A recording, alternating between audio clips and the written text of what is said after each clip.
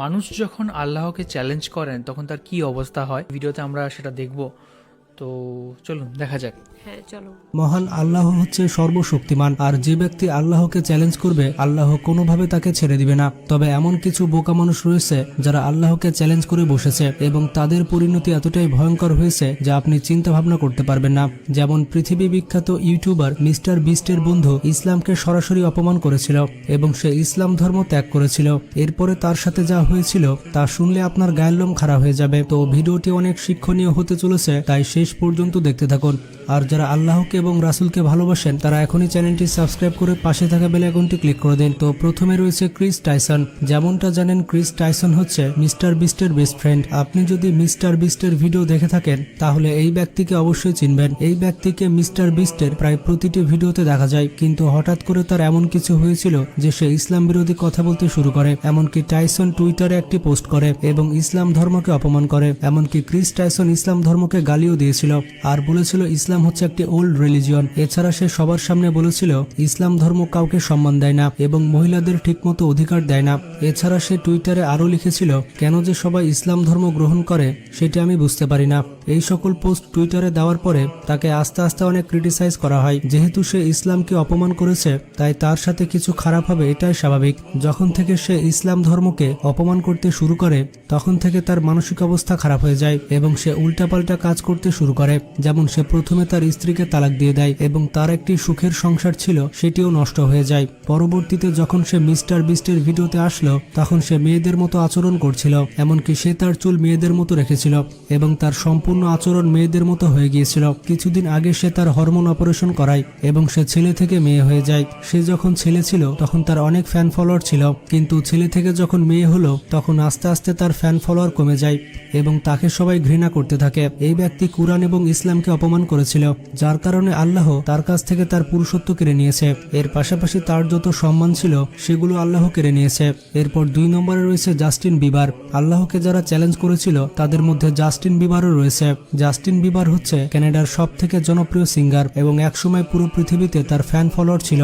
আপনাদের মধ্যে অনেক ব্যক্তি রয়েছে যারা জাস্টিন বিবারকে পছন্দ করে থাকে এবং জাস্টিন বিবারের অনেক গান শুনেছে। তার বয়স যখন 13 বছর ছিল তখন থেকে Justin Bieber music industry join করে এবং মজার ব্যাপারটি হচ্ছে ইউটিউবের ইতিহাসে যে ভিডিওতে সব থেকে বেশি ডিসলাইক রয়েছে সেটি হচ্ছে জাস্টিন বিবারের ভিডিও। তার এই ভিডিওতে এত ডিসলাইক পাওয়ার কারণে পুরো পৃথিবীব্যাপী জাস্টিন বিবার ফেমাস হয়ে যায়। তো যাই হোক, কয়েক বছর আগে রাশিয়াতে তার একটি কনসার্ট ছিল এবং সেই কনসার্টে জাস্টিন বিবার হঠাৎ করে মেয়েদের হিজাব পরে চলে আসে। জাস্টিন বিবার যেটি পরেছিল সেটি আসলে মুসলিম মেয়েদের একটি স্কার্ফ ছিল। আসলে সে এই হিজাব পরে মুসলিম মেয়েদের অপমান করেছিল এবং এই হিজাব পরে স্টেজ পারফরমেন্স করেছিল। তার এই ভিডিওটি ভাইরাল হওয়ার পরে তার মুসলিম ফ্যান ফলোয়াররা তাকে বয়কট করতে শুরু করে। কিন্তু অবাক করা বিষয়টি তখন ঘটে যখন এই কনসার্টের পর জাস্টিন বিবার পরবর্তী দিন ঘুম থেকে ওঠে। সে যখন ঘুম থেকে উঠেছিল তখন সে দেখতে পেয়েছিল তার মুখের এক সাইড প্যারালাইসিস হয়ে গিয়েছে। তার মুখের এক সাইড প্যারালাইসিস হওয়ার কারণে সে ঠিকমতো কথা বলতে পারছিল না।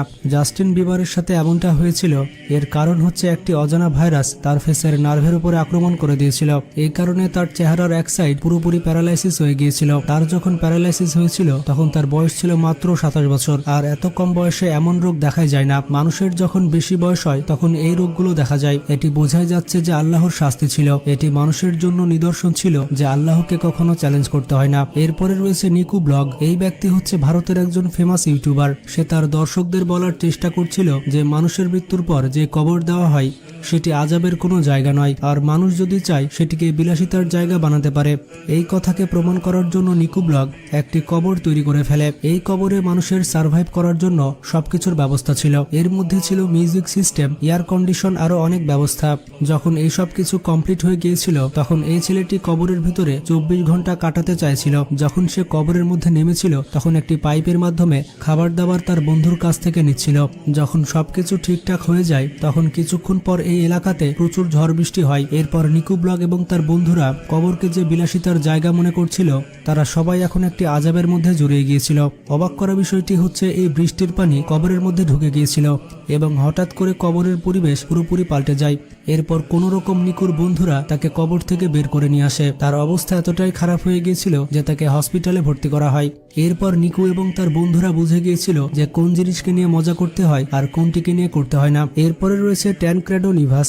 আল্লাহকে যারা চ্যালেঞ্জ করেছিল এবং ধ্বংসপ্রাপ্ত হয়েছিল তাদের মধ্যে রয়েছে এই ব্যক্তি। এই ব্যক্তি ব্রাজিলের ইলেক্টেড প্রেসিডেন্ট ছিল। এই ব্যক্তি আল্লাহ এবং তার অস্তিত্বের উপরে বিশ্বাস করত না। ব্রাজিলের একটি ভরা মজলিসে এই ব্যক্তি সিগারেট খেতে খেতে আল্লাহকে চ্যালেঞ্জ করে বসেছিল।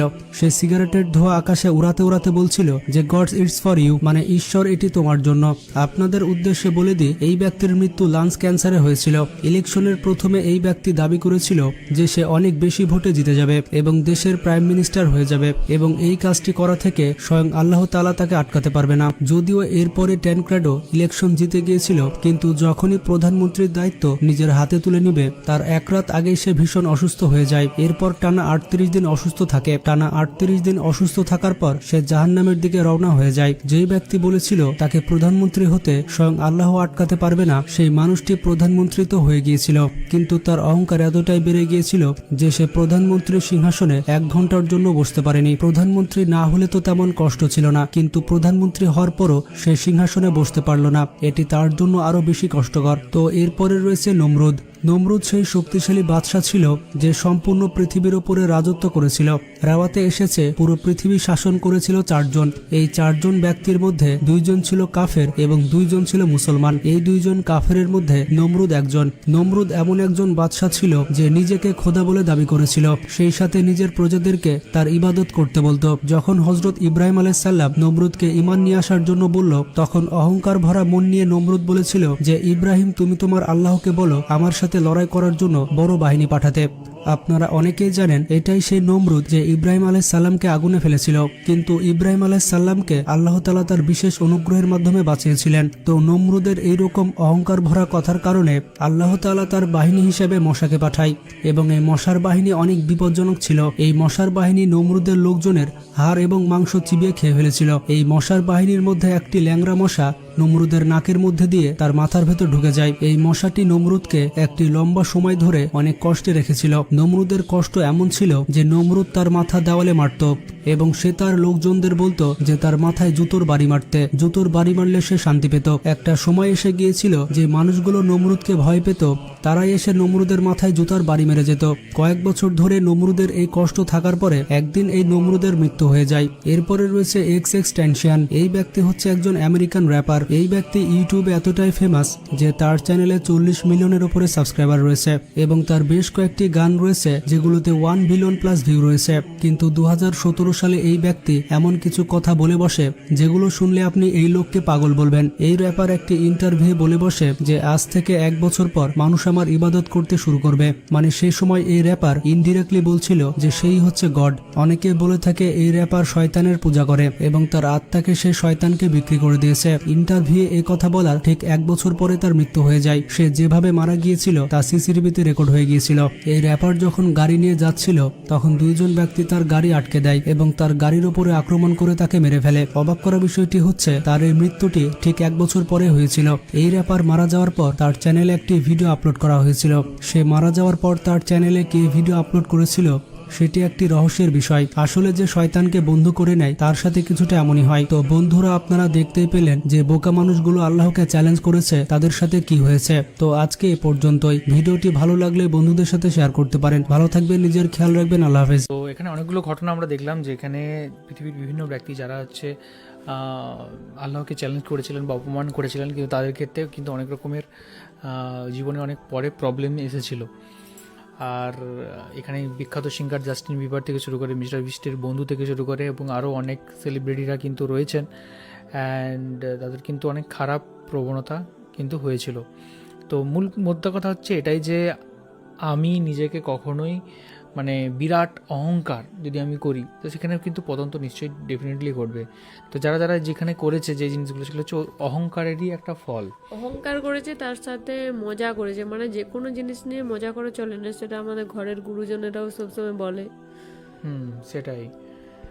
তো তো সব কিছুর একটা লিমিট থাকা উচিত, যে সব কিছুর একটা লিমিট রেখে যদি সব কিছু সবার থাকে। একটা বিশ্বাস থাকে, সমস্ত ধর্মের কিছু জিনিসের প্রতি শ্রদ্ধা থাকে, সে সমস্ত জিনিসগুলোকে যারা লঙ্ঘন করবে, যারা মানবে না, সেটা তো একটা অপরাধ, একটা মানে প্রচুর পাপ করা বলে। যেমন আমাদের পূর্বপুরুষেরা যে কাজগুলো করেছে সেগুলো নিয়ে যদি আমরা ঠাট্টা করি, যেমন আমি যদি বলি শ্রাদ্ধটা যেমন করে আমাদের পূর্বপুরুষরা করে, সেরকম করে আমরা যদি না করে, কেউ মারা গেছে তাকে নিয়ে ভেগ করি, তাকে নিয়ে যদি আগুনে না পুড়ি, তাকে আর অন্য কিছু অর্ধেকটা পুড়িয়ে রেখে দিই, কিংবা সেটা নিয়ে মজা করি, কিংবা তাকে মানে আমাদের যে নিয়মটা সেটা যদি লঙ্ঘন করি, সেটা যেমন হবে একটা মানে প্রচুর বিপজ্জনক। যে ওরকম করবে তার তো অবশ্যই শাস্তি হবে। তার উপরে ঈশ্বর বা আল্লাহ, আমরা যতই বড় হই না কেন, আমাদের একটা জিনিস সবসময় মাথায় রাখতে হবে, যে আমরা যতই বড় হলেও আমরা একটা তুচ্ছ, ভগবান আমাদেরকে বা ঈশ্বর আমাদেরকে পাঠিয়েছেন বলেই আমরা এসেছি, আর তিনি আমাদেরকে ক্ষমতা দিয়েছেন বলেই আমরা করছি। তাই কোনো কারণেই ওই সমস্ত শ্রদ্ধার জিনিস, যে কোনো জিনিস নিয়ে হাসাহাসি, ওটা কখনোই করা উচিত নয়। একদমই তাই। লিমিট থাকা দরকার। আর যে জিনিসে মজা করো সেই জিনিসে মজা করো, যে জিনিসটা সিরিয়াস সেটা নিয়ে সিরিয়াস। প্রত্যেক মানুষের বিশ্বাস আলাদা হতে পারে, কিন্তু তার মানে এটা নয় যে আমি অন্যের বিশ্বাসের কোনো একটা মানুষকে, এর যে কোনো আস্থাকে আমি সেটাকে হেট করব বা আমি সেটাকে ছোট করব। তো এটা কোনোদিনও শেখায় না। আর একজন কথা বলেছিলেন, যেটা হচ্ছে কি বলেছিলেন, হচ্ছে কাজী নজরুল ইসলাম একটা কথা বলেছিলেন, যে যাদের নিজের ধর্মের প্রতি বিশ্বাস রয়েছে তাদের অন্য ধর্মকে ছোট করার প্রয়োজন হয় না, নিজের ধর্মকে ইয়ে করার জন্য। তো এটাই হচ্ছে ব্যাপার। আর নিজেকে যদি ঈশ্বর সমতুল্য মনে করো, নিজেকে যদি আজকে অত বড় জাহির মনে করো, তাহলে সেক্ষেত্রে তার কিন্তু পতন কিন্তু অবশ্যই ঘটবে। তো এটাই প্রমাণিত। তো আমরা তো অতি ক্ষুদ্র, অতি তুচ্ছ, ভগবান ঈশ্বর পাঠিয়েছেন বলে আমরা এসেছি। একদমই তাই।